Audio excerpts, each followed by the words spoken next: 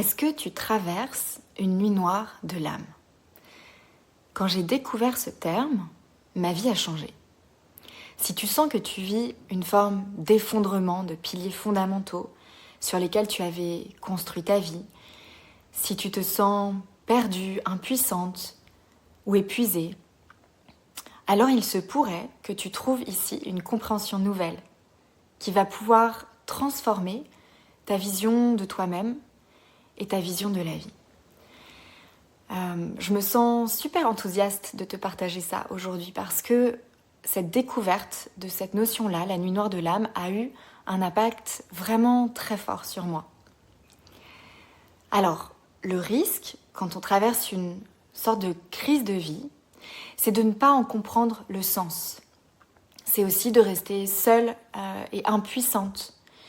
Et surtout, je trouve, de se juger, de ne pas arriver à sortir de cet état d'effondrement intérieur.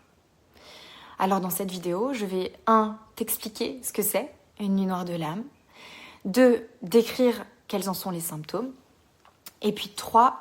Te dire ce qu'on peut mettre en place dans ce moment de vie particulier. Ok, on démarre. Alors, d'abord, qu'est-ce que c'est que la nuit noire de l'âme ?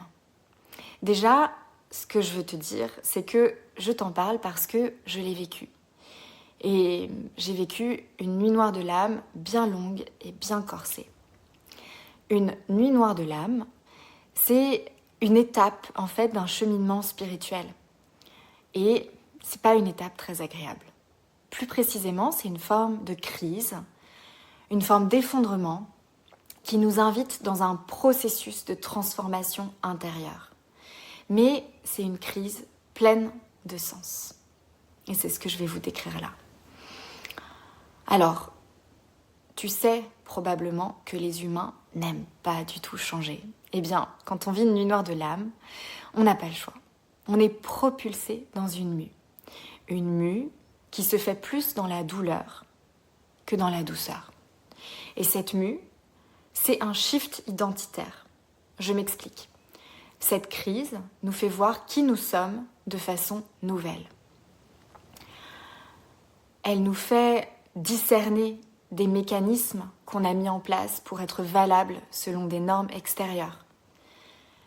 Elle nous fait aussi voir des automatismes en nous qui sont liés à des blessures. Par exemple, comme choses qui sont là et qu'on commence à voir, c'est le perfectionnisme qui nous maintient dans le contrôle, le people pleasing qui fait qu'on priorise inconsciemment les besoins des autres, l'hypervigilance qui maintient notre système nerveux dans une dérégulation. Alors, cette nuit noire de l'âme, c'est comme une traversée du désert avec la sensation de vide, de solitude, de désespoir, qui nous demande un dépouillement. J'entends par ce mot-là qu'on est invité à enlever les couches protectrices qui nous empêchent d'être authentiquement qui on est et qui sont prêtes dans cette étape de vie à nous quitter. On est prête à se libérer de ça. Et pour ma part, ma nuit noire de l'âme a été déclenchée par la maternité. Moi, je suis devenue maman en 2020. Ce qui s'est passé pour moi, c'est que le fait d'être enceinte, de mettre mes enfants au monde, donc d'accoucher, de m'occuper d'eux tout jeunes, a fait remonter à la surface des blessures de ma propre histoire, sachant qu'au début, j'avais pas du tout compris que c'était ça qui se jouait. Et donc, durant plusieurs années, j'ai dédié beaucoup d'attention à la guérison de mon bébé intérieur. J'ai découvert que j'avais un bébé intérieur, de ma petite fille intérieure et à la libération de trauma petit t. Moi, j'ai pas vécu de gros traumas. Sachant qu'avant, j'avais vraiment aucune conscience que j'avais des choses à régler en lien avec ça. Et ces mécanismes, chez moi, ils touchaient essentiellement à la dimension d'insécurité intérieure. Et ils m'empêchaient d'être pleinement qui je suis. Voilà, et comme la vie nous veut pleinement vivants, eh bien, la vie m'a mise au travail. Donc ça a été une période très exigeante et confrontante. Pour moi, ça a été comme avoir été le phénix qui renaît de ses cendres. C'est-à-dire que j'ai dû permettre, comme à de vieilles versions de moi, de mourir pour renaître à qui je suis. Et ce que je veux ajouter, c'est que ça m'a donné beaucoup de force intérieure d'avoir traversé ce processus-là. Quand j'ai découvert que je vivais une nuit noire de l'âme et que c'était en fait une étape habituelle dans un cheminement spirituel, ça a donné du sens à ce que je vivais et ça m'a permis d'accepter davantage et de voir que j'allais vers quelque part. Et je savais qu'à l'autre bout du chemin, eh bien, j'allais me re-rencontrer, que j'allais être plus libre et que j'allais être plus moi. Alors, je t'invite à réfléchir un instant. Tu peux mettre la vidéo en pause si tu veux prendre le temps de noter, par exemple, et de réfléchir. Donc, qu'est-ce que ça te demande, si tu sens que tu vis une nuit noire de l'âme, de laisser derrière toi? Et pour incarner quelle qualité? Et en quoi es-tu en train de renaître à toi-même? Voilà, prends un temps pour ressentir autour de ça. Ça peut être difficile de discerner ça, surtout seul. Et si tu souhaites avoir cette réflexion en étant soutenu, eh bien ça fait partie des enjeux que j'accompagne. Se reconnecter à ce qui attend d'être révélé dans un tel passage de vie. Donc si tu sens l'élan, tu peux me contacter et moi je te mets le lien en description et je serai hyper heureuse de discuter de ça avec toi et de te soutenir là-dedans. Ok, 2. Maintenant, on se plonge dans les symptômes de la nuit noire de l'âme. Comment savoir si c'est ça que tu vis? Eh bien, il y a pas mal de signes et tu peux vivre un ou plusieurs de ces signes. Déjà, en général, on a peu ou pas d'énergie. Il n'y a plus beaucoup de joie, comme si notre joie nous avait déserté, notre goût de vivre n'était plus là. Il y a un sentiment en général de ne plus être à notre place, de décalage, comme si on se voyait aussi en méta et que c'est pas juste tout ce qui se passe. On peut voir aussi qu'on n'est plus qui on était, mais on ne sait pas encore qui on est en train de devenir et c'est très inconfortable. Il y a un désintérêt pour le quotidien, une forme de détachement. On voit aussi de plus en plus clairement nos schémas limitants sans pouvoir les changer. Moi, j'appelais ça vivre prisonnière dans ma petite cage, alors que je savais qu'un monde merveilleux existait au dehors. Mais j'étais en prise avec ça et j'avais besoin de travailler ça et aussi de ressentir. On ne peut pas ne pas ressentir en fait dans cette période. C'est la clé pour traverser. On ressent aussi des choses nouvelles dans notre corps, émotionnellement, comme si un réveil opérait en nous, même si la tête ne comprend pas tout. Et ça affecte en général notre vie dans son ensemble, comme si on vivait notre vie à partir d'un nouvel espace qui re-questionne de façon large et qui bouge toutes les lignes. Le travail, les relations, le sens qu'on donne aux choses, tout est comme re-questionné. Et je veux aussi souligner que sur le papier, notre vie peut sembler cocher toutes les cases de ce qu'il faut avoir pour être heureux. En fait, notre état intérieur n'a rien à voir avec ce à quoi ressemble notre vie à l'extérieur et ce que peuvent percevoir les autres.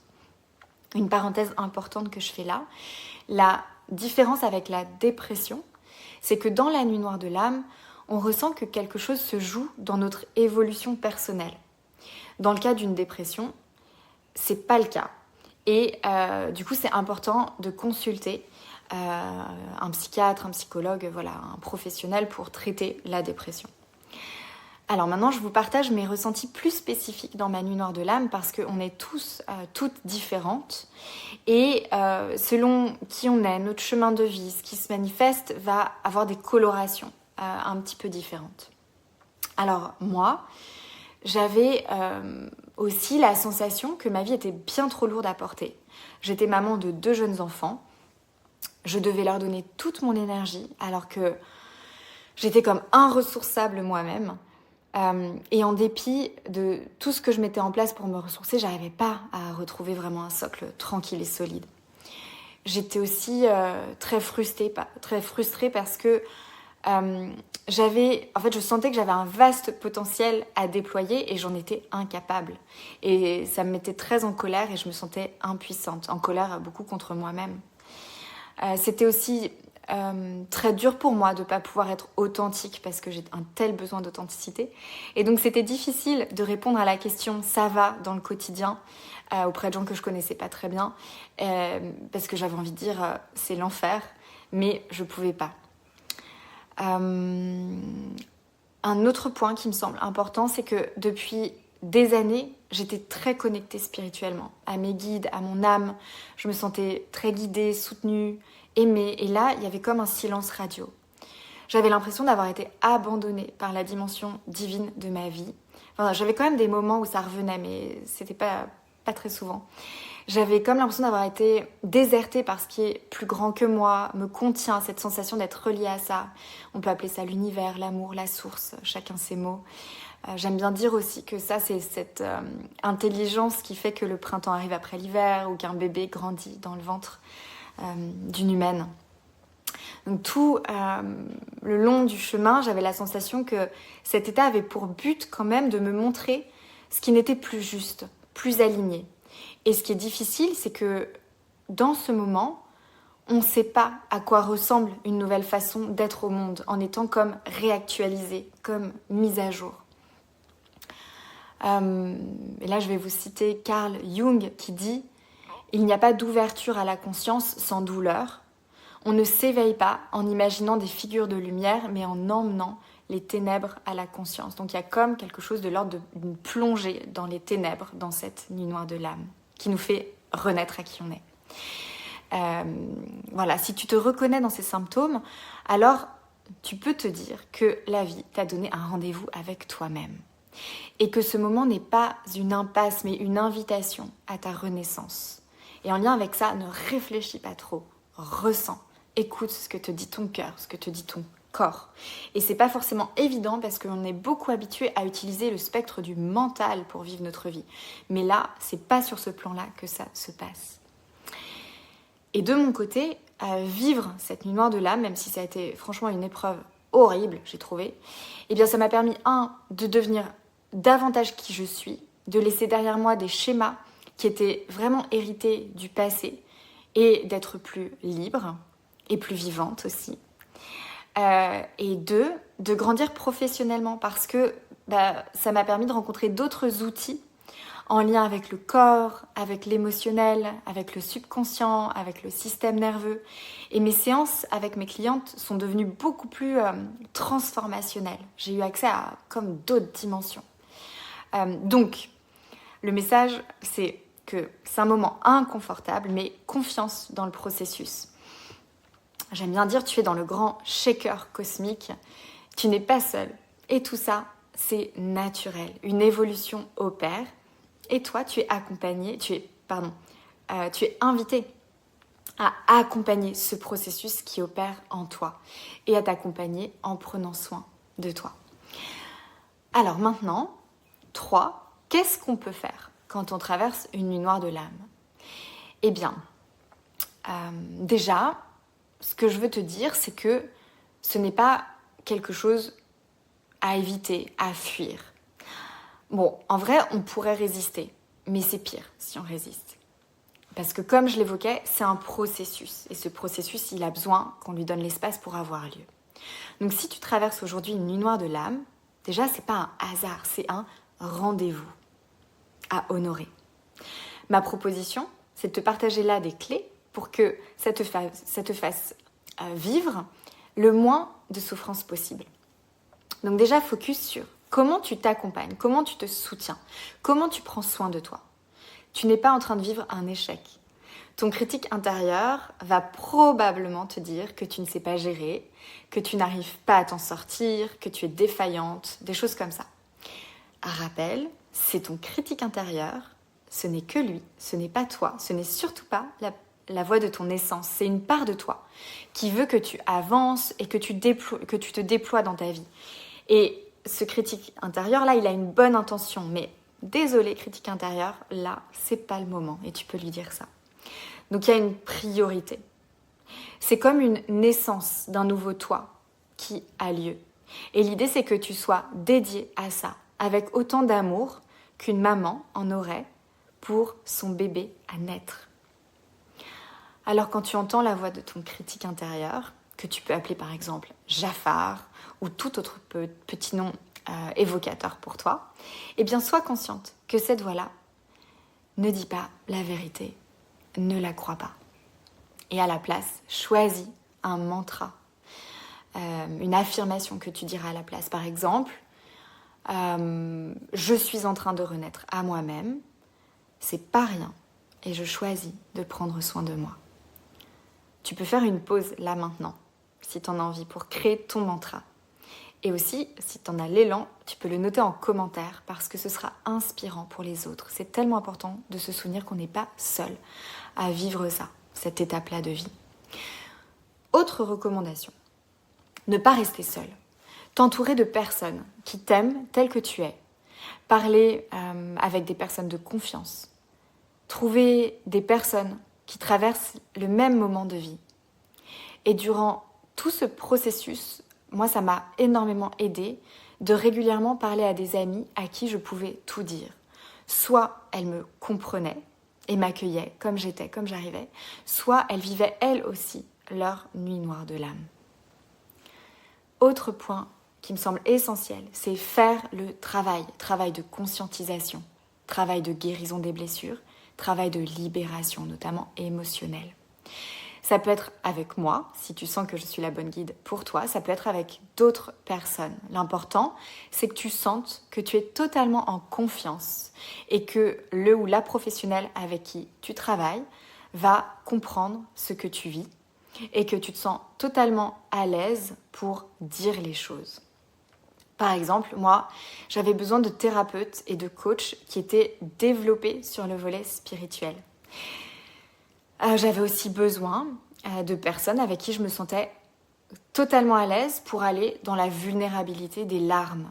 Parce que c'était pas facile pour moi de me montrer vulnérable face à une personne. Last but not least, dernier point mais non des moindres, je t'invite à faire tout ce que tu peux pour adoucir ton quotidien en t'écoutant.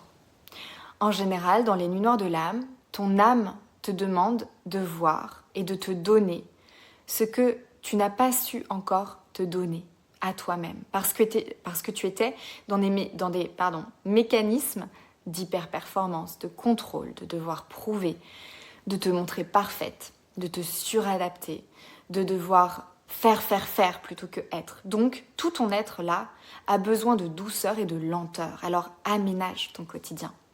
Prends soin de tes besoins fondamentaux. Dormir, bien manger, boire de l'eau, être nourri relationnellement, bouger ton corps, passer du temps dans la nature, etc. Et puis si tu vois clairement un besoin et que c'est possible, tu peux te prioriser de façon un peu plus radicale. Arrêter une relation toxique, quitter un job désaligné, déménager par exemple. Si tu regardes cette vidéo, c'est probablement que tu es un être venu sur Terre incarner une fréquence autre que celles qui sont majoritaires ici. Tu t'es probablement beaucoup suradapté et épuisé en lien avec ça, parce que tu as oublié qui tu es, tu as souffert du décalage entre ton fonctionnement inné, ton rythme à toi, et puis les normes. Et tu as privilégié l'adaptation aux normes. C'est le cas de beaucoup d'entre nous, et moi, ça a été le cas pour moi. Donc il est temps de revenir à toi, de prendre soin de tes besoins. Tu es là, magnifique et précieuse, pour vibrer quelque chose de très important, et je veux te le rappeler. Mais si tu éteins ta lumière, alors tu es à côté de ta mission. C'est probablement l'un des messages que cette nuit noire de l'âme vient t'apporter. Alors voilà, ce moment, c'est pas une coïncidence. Souviens-toi de qui tu es. Rappelle-toi la lumière que tu portes. Tu sais très bien utiliser ta tête et maintenant il est temps d'activer la sagesse que tu portes dans ton cœur et dans ton corps et de laisser cette sagesse-là te guider davantage. Bravo à toi. Ce que tu traverses n'est pas anodin. C'est une épreuve réservée aux êtres éveillés, conscients, sensibles. Et la Terre a besoin de nous. Que nous incarnions notre fréquence. Pas plus, mais pas moins non plus. Si ça résonne, tu peux noter dans le chat « Je choisis d'incarner ma fréquence ». Comme ça, moi, je saurai que ça te parle. Et puis, tu peux noter aussi une façon dont tu vas prendre soin de toi. À nouveau, ça inspire les autres et puis ça nous rappelle qu'on n'est pas seul sur le chemin. Tu es capable, tu es puissante, tu portes une lumière précieuse. Et il n'y a rien à faire pour augmenter la valeur de qui tu es. Alors je te remercie pour ta présence ici.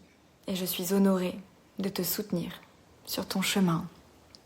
Et si tu en ressens l'élan, si tu ressens que je suis la juste guide pour toi, eh bien, tu peux découvrir un peu plus comment j'accompagne en regardant la vidéo dont je te mets le lien dans la description. Je te dis à bientôt sur le chemin.